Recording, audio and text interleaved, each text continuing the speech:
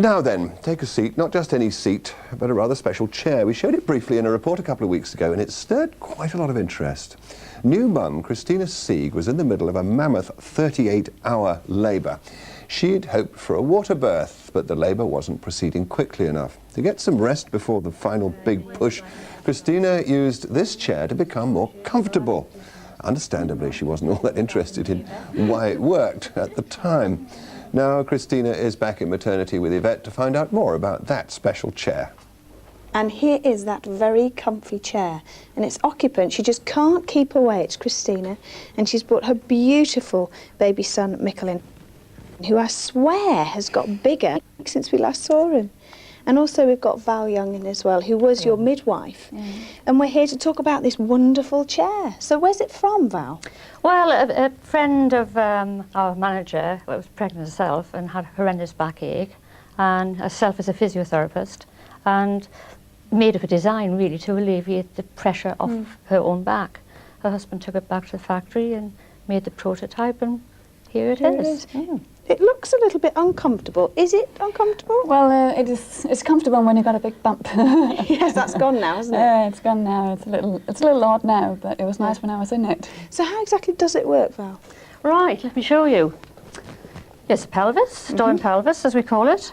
When a baby is lying in a posterior position, which it is, this baby is, the bulk of the head sits on the sacrum, which is here, and the back of the pelvis, and also on the spine.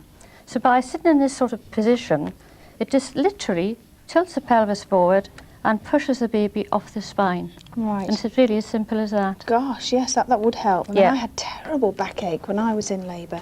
How did it help you, though? It took the weight off my hips. I had a hip problem during pregnancy, and it allowed me to rest on my arms and my knees instead of my hips and still staying upright. So you would definitely recommend this chair? Yeah, it was nice. It was really nice. What about, you know, if you want one of these chairs at home? I mean, is it possible to do that? You couldn't have one at home because they're sort of limited editions, really.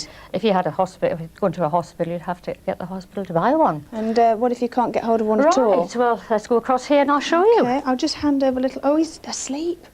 Uh-oh. He's going to start crying, isn't he? There you go, let go. Oh, look, bless him. I'm getting broody every time I see him. It's terrible, isn't it?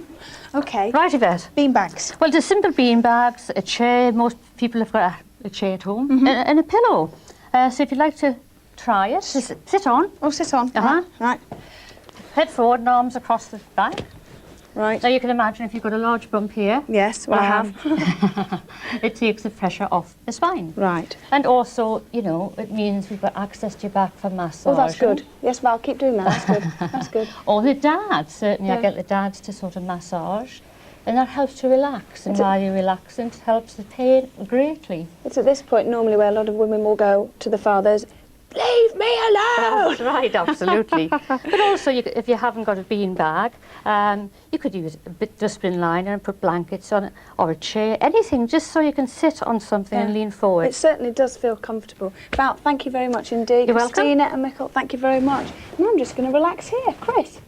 Thanks, Yvette. Yes, that would be nice, wouldn't it? We should all have chairs like that. Now then.